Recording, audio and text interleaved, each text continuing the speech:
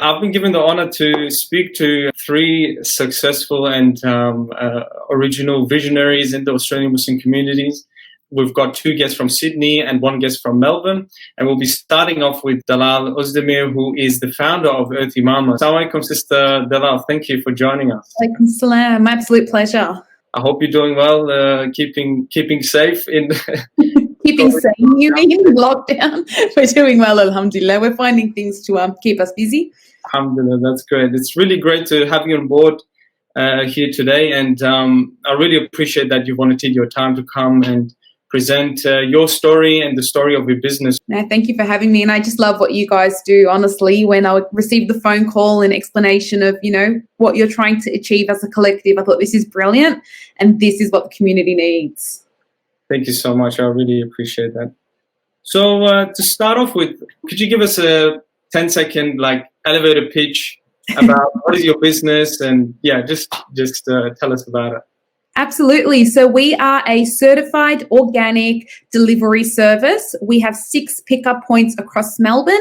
And we deliver organic groceries, fruits and vegetables that are super duper fresh. We connect a lot with farmers. We employ local mums and teenagers to work for us. And the produce is picked the day before it's received and it's delivered the same day that it's been packed. Could you tell us a little bit about how did EarthyMamma actually start? How did you actually become inspired to create EarthyMamma? So when I got married, my husband was super health conscious. I knew nothing about organics, and slowly he introduced it into our, family household, and taught me so much about organics. And we had our first baby healthy and well, alhamdulillah. And then we had our second baby, my daughter Zara, who was diagnosed with juvenile arthritis at the age of 1, which is, a disease that is affecting a lot of Australian kids, especially females at the moment. It's painful. They have to be on a lot of medication.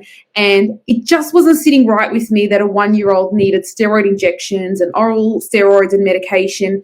And the hospital, fantastic, the medical system, but all they were offering was a Band-Aid solution to the pain.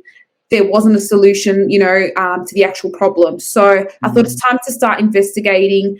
And the first thing that we learned about is diet and how much diet can affect, the gut and healing and health and, inflammation. So we thought, okay, first steps, let's start with fruit and veg. She's 1.5 at this point. Kids eat a lot of fruit. That's the easiest part to start with. And we live in the northern suburbs. There is no local organic fruit and veg stores in our area. The closest one was about 45-minute drive. So every Sunday we would drive out to the farmer's market and to the health food store, pick up what we needed and come back. And my husband was working 5 days a week in his full-time job and that 6th day for his family's business. So, his 7th day, he really did not want to spend a grocery shopping with me and 2 toddlers. So he said, can't you just get this stuff delivered? And I thought, okay, let's trial that out. And I did. And, I am Middle Eastern. We don't eat everything, that everyone else eats. So, getting seasonal boxes from other companies, it was never fresh. It was never to my liking. It didn't really work for my family. So at this time I'd started my own small business selling organic products. So shampoos, cleaning products, all the sort of products you need in your house. But food and fruit and veg was really, really missing. So he said, you need to focus your business on this pathway, and I thought, it's going to be hard. It's tricky. And I was studying at the time teaching. So alhamdulillah, I've actually got a teacher's degree. I taught for a year, but it wasn't my true calling. So we started the business and we had 10 friends that were customers. And every week we would get the produce fresh, we'd pack orders, and it was great. But every week, those 10 friends would tell other friends and they wanted in. And I simply couldn't help them out because I was packing from my house. I had a baby strapped in the carrier, and I was packing the orders. So we expanded, we got a nice big double garage and we could cater to more customers. And it just kept on growing naturally, organically, I'm very, very active on social media. So I'd be sharing recipes and, how to cook the produce that would come in. And really the education is important. You can provide a product to someone, but if you're not showing them how to use it, especially food, we love our food, but if you're not showing them how to use it, how to cook it, it's not going to work. So my passion is definitely there, teaching mums how to feed fussy kids, how to use produce that maybe they have never purchased before.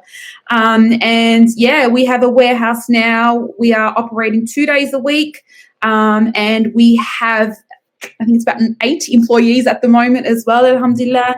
And we are 3.5 years old in the business, and alhamdulillah, there's just no looking back now. You know, I love what we do. The customers love what we do. And for me, the priority was not only to build a business that served the community, that was always our aim, but I also wanted to build a little community within ourselves. So we don't call our customers customers, we call them our family. You know, everything is welcome to the EarthyMamma family, because you know, the women come and pick up their orders and some of the husbands, and they actually talk with each other, you know, and they discuss the latest health trend, or they discuss what they're doing with their fennel that they've received in their box. And it really was a community that formed, you know, just from the business. MashaAllah. That's great. That's great to hear. I mean, just that story is so inspiring, you know, coming out of a need that was very personal. Then inadvertently, so many other people were looking for the exact same service that you were looking for. It's amazing to see that that you've been able to kind of address that and engage with your customers in this way. And I think a lot of the attendees and the business owners or startup founders, they'll be very interested in how do you actually engage with your customers? Like what are the techniques that you use, or ways that you use to engage with your customers? And how is it? Have you got like a loyal customer base that is kind of keep on purchasing your products? You know, just describe to us what's your customer. Yeah, absolutely. So there's a few things, and I think the most important thing is to identify who your customer base is. So when I initially started the business, that wasn't the easiest for me because I wanted to service everyone. You know, why isn't everyone buying from me? Whether they be teenagers living at home with their parents, grandparents, mums, dads, everyone. And I realized I'm going to attract, you know, the customers that I can relate to. You know, that just naturally happens. And that's easy for me. So I'm a mum, I have 3 kids, I am a Muslim, and I'm based in the northern suburbs of Melbourne. So naturally, that is what I attracted. And, you know, I have had business coaches who said, why aren't you broadening your audience range? Why just mums? And I said, because I feel like that's who I can connect with. So first things first, identify who your audience is and aim for them. You know, if you're trying to aim for a really broad audience, it's not going to work. So I'm a mum. So I talk all things children, fussy eating. My kiddies will feature on my social media sometimes, you know, telling the other kids, hey, this is a smoothie I made and it's brilliant. So identify your customer base. And then the next thing is just know who you are. You know, if you've got a strong identity and you know who you are and you know what your priorities are and you know what your morals are, you know, it really shines. So, you know, we're the type of business that never lie. We don't want to lie. We don't want to put on a front. We are upfront and honest all the time, maybe too much sometimes. Transparency as a business is really important to us. You know, if we have a batch of bad strawberries, I'm not going to make up, you know, a statement and say, oh, it's because of X, Y, Z. No, this is what's happened, you know, and it happens. And customers really, really appreciate that honesty. And engaging the audience. Like I said, I am on Instagram a lot. Sometimes the things you think your customers won't like, and this is something that took a while for me to learn. I made a very basic pasta, I remember, like in the early days of Instagram, and I put it on my feed, and my husband was laughing, and he said, who's going to want to know how to make that? That post received so many comments, likes, you know, questions. People really engaged with it because they don't want elaborate meals that are going to take 3.5 hours to cook and you have to source the ingredients from Siberia. They want something that's fast, quick, easily eaten, you know, and that's what they want. So just know what your audience wants by asking them as well. Yeah, that's a fantastic way of engaging with your customers. It's a reflection of yourself in a way. So that just makes it very, very easy and intuitive and very natural as well. And on the point that you touched on, and this is relevant to MECA Collective as well, which is you mentioned, you know, your identity and your religious belief and your values and ethics. So it seems like your Muslim values essentially are reflecting in your business. Is that correct to say? So is that your role in your business at all? 120%, like 120%. You know, I remember initially when I started the business, my customers knew who I were, but all my customers were Muslim because that is the type of friends I have attracted naturally, And I remember my friend kept saying, you need to show your face on social media. And I kept saying, no, I don't need everyone to know I'm Muslim. Not that I'm ashamed of being a Muslim, but I was scared of who was following, because you don't know who's following you on social media. I have customers, I don't even know what they look like, and they've been customers for 3.5 years. So I remember I was petrified I went live and I was petrified. And I initially wore my hijab in a way that wasn't that obvious, that I was a hijabi. And then I thought to myself, no, people like what I'm doing and who I am without even knowing what I look like. Doesn't matter that I have a hijab on? No. I also thought to myself, this is a way of spreading the good of our religion by showing that A, we're normal, and B, it doesn't make a difference that I have a hijab on to who my business is, And it's been quite interesting because, like 80% of my customers are non-Muslims, and, they say it's so lovely to meet a Muslim person. I wouldn't have met someone otherwise, because they come in and pick up their orders sometimes from our warehouse and interact with myself and my staff. So I do try my hardest to, our Muslim values, that the basics, that we're taught, honesty, integrity, all that sort of stuff really do play a role in my business. Employing other Muslim mums, because finding a job as a mum is tricky, especially when you need school hours, you need someone who's flexible, and can be okay with you having to leave early, or your kids have an appointment or whatever it may be, can't come in. And that was a priority. So. Excellent. That's a very valuable insight, I think, for a lot of Muslim entrepreneurs, because they might feel shy as to expressing their values.